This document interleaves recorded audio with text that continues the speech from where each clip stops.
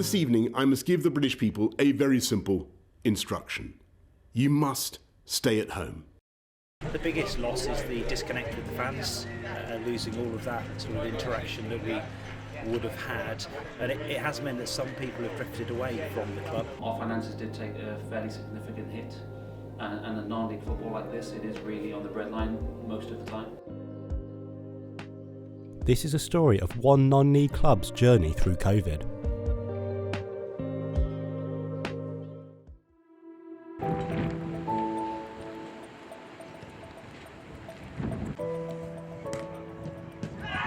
For clubs across England, COVID-19 has had often catastrophic impacts. That's no different for Winchester City FC, based in the 8th tier of English football. The whole point of this club is about community, and if you're not able to have the little ones come in and their older siblings and their families, then it makes it a really, really difficult thing.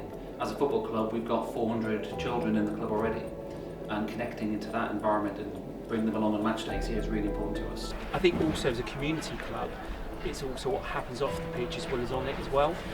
We were very lucky to keep the group of players together.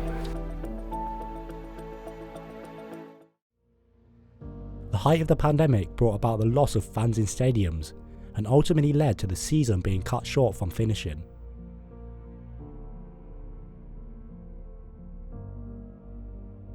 In March 2020, all football in England below the National League North and South was declared null and void. Winchester City were in 4th place at the time, in pole position for a playoff place, 27 games into the season. Well, for the club as a whole, the club were top 4 at the time, so the run they won, they could most probably gone further, but with COVID, everything being cut short and the leagues being null and void, it's a very disappointment. Really, really tough. I mean, obviously we finished in 3rd position when it all sort of came to an end, really. So it was a case of that. From our perspective, it was quite hard to take. The uncertainty continued into the 2020-21 season, which was curtailed once again. When it first kind of ended, it was pretty certain that the season would be over, so we kind of took down the chin straight away. The second season was real uncertainty. Obviously we started, got to about November time before that lockdown came in, got through that kind of initial lockdown, and still we're thinking we would be playing. I think what I'm seeing is there's a general air of uncertainty around everywhere. So I think we have these moments where last week, for example, we had a good crowd here, 300, which is great for us.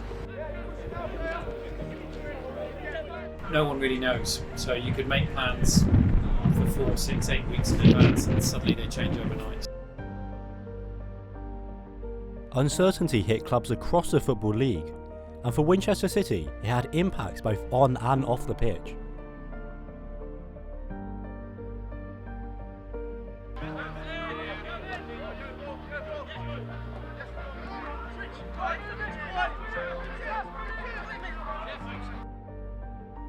This hit not only the community, but also the club's finances.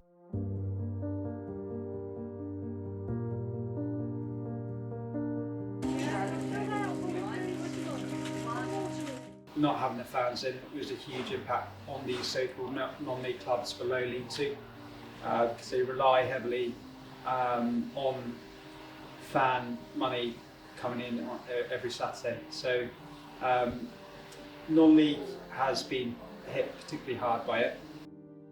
Premier League clubs alone lost estimated billions due to COVID, with many lower league clubs finding it hard to survive.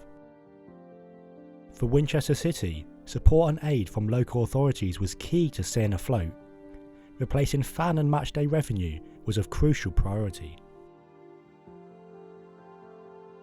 I mean, obviously your first thought was obviously to the players keeping them together, and we managed to achieve that. The second element was the financial part of that.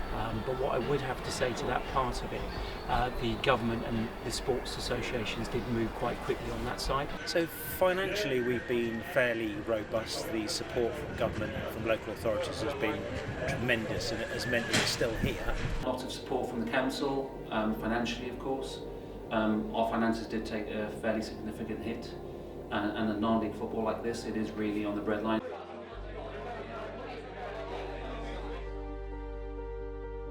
But for the club, the financial costs were overshadowed by the loss of community.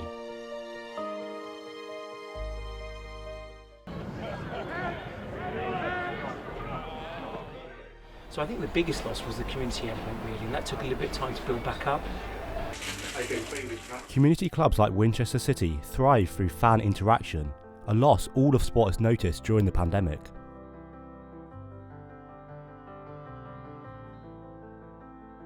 My name's Rob, I'm a Winch fan. I've been a Winch fan for 11 years, home and away. COVID obviously has been crap for everyone, but football's been the saviour, and the club would not be able to run without fans at this level. It's great in the Premier League when you get all the Sky money and whatever, but at this level you could not run without fans. Clubs like this rely so much on people coming through the door to pay, obviously the revenue and everything else, and when COVID took place, people can't necessarily come and support the football team. The fans, I mean, without the fans, you aren't really a football club, so they're everything, aren't they, really?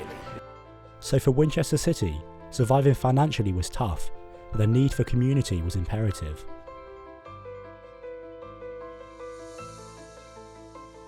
I think we appreciate how much the football club means to the community, and how important it is to have things like this for local football fans, sports fans to come out and support. What we're trying to make the club about is about community, and I think the community aspect everywhere around the country has got better. I think people are reaching out more locally, which is great because we want to make this a real local community hub. In lockdown, of course, not playing football, not good for the players, of course, not good for the community, not good to give people the release of sport to come and enjoy what we can offer here. For a Saturday, you know, the football club is what we do on a Saturday. But it was so annoying, you know, sat at home, like everyone was during COVID. It was just one of those things, you know, the football club just had to be one of those things. For some fans, coming and supporting local football at weekends has been part of their life for years, so missing out was tough.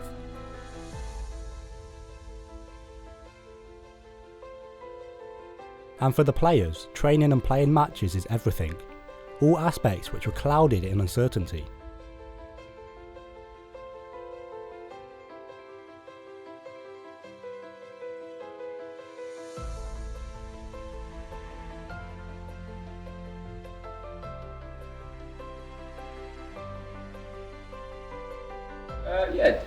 Difficult like anything. I think we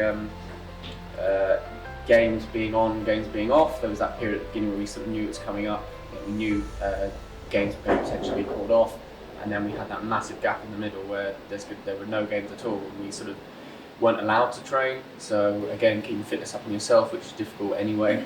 And then we came through a period out the other side where we were back into games, back into friendlies. Not sure whether the season was going to start again, whether it was going to actually continue, or whether it was just going to be called off completely.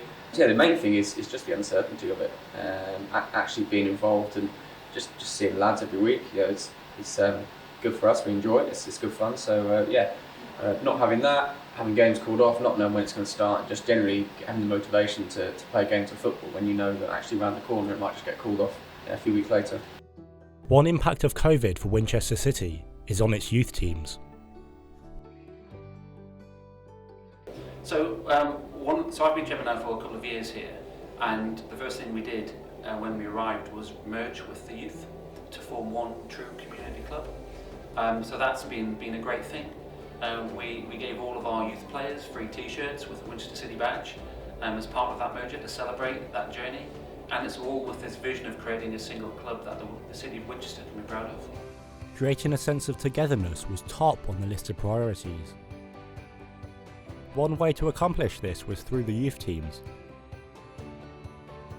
And for me, the most pleasing thing of all actually was we planned the return for our little ones, our juniors, and on the first Saturday morning they were allowed back. Normally kids would rock up at about 9:10, and 8:30 that morning they were there smiling, ready to play, and there were so many kind of smiling kids playing football. It's what it's all about, really. With such a big hit on community, the club are fighting to increase their community outreach, moving on from the impacts of COVID and striving even further. Yeah, and I actually think it's probably even going further forward. It feels like that a lot of people feel that they've been in a situation where they're not being able to get out and do things that come natural to them. So I think there's a bigger emphasis. And what we're trying to engage now with is with the young community element with it as well. Obviously we have our youth section that actually has 700 boys that play locally. So that's a big area to sort of pick up on as well. So I think actually we've come out of it probably in a stronger position. With fans back and the club back in action, the result has been an explosion in performances.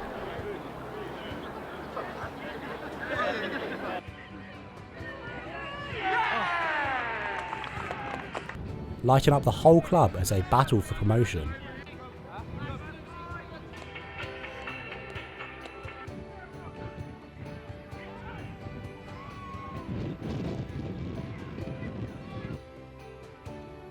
With the season finally being completed this year, Winchester City have secured themselves a place in the playoffs and will be hoping it's finally their year.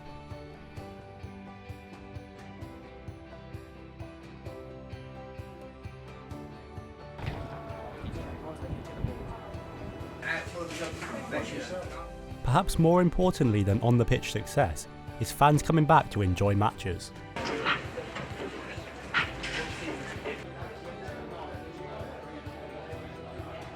I think it's massively important. I think it's great to be back. I think it's great for the children to be back. It's great to be watching sport again. And it's just a big buzz for the community, I think, in general. Speaking personally, it's great. You work Monday to Friday and you look forward to football on Saturday. And yeah, you come down and watch the lads for 90 minutes. It makes a difference. But in the main, I think we've come through it quite positively. And as you've seen with our performances this season and where we are now in the league, the football side of things is taking care of itself. But for the club as a whole, it's not all plain sailing back to normal. We have lost some of our volunteers. That's had a big impact this year as the fans have started to come back. We haven't quite got enough volunteers to really support the club as we really need. So that's been the biggest problem that we've had post-COVID. I guess the impact it's had on my role particularly has been around how do we build the brand of the club a bit more, how do we communicate to the local community better, and that's been quite hard during lockdown generally because we haven't been able to have people in the stadium. COVID has had a huge impact across the football pyramid, and it's off the pitch the club has faced their hardest battles. It would be wrong to say COVID's a thing of the past. Look at the many sacrifices people continue to make. And I know things are opening up more and so on, and there is more positive momentum, but it is a case of learning to live a bit more with it and continuing to be cautious and careful. But importantly for us, trying to connect back with that community and use sport and therefore football as a vehicle to really drive that engagement. But for the club, how close is normality?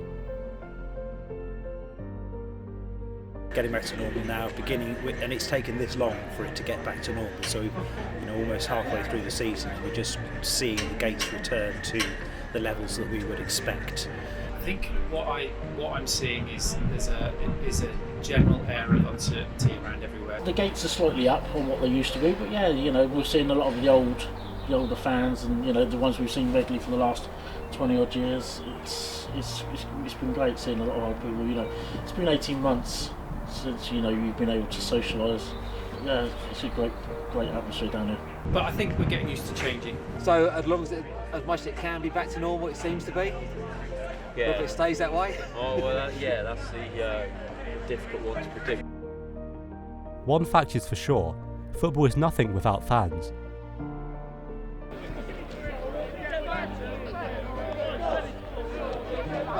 Something Winchester City have noticed as much as anyone.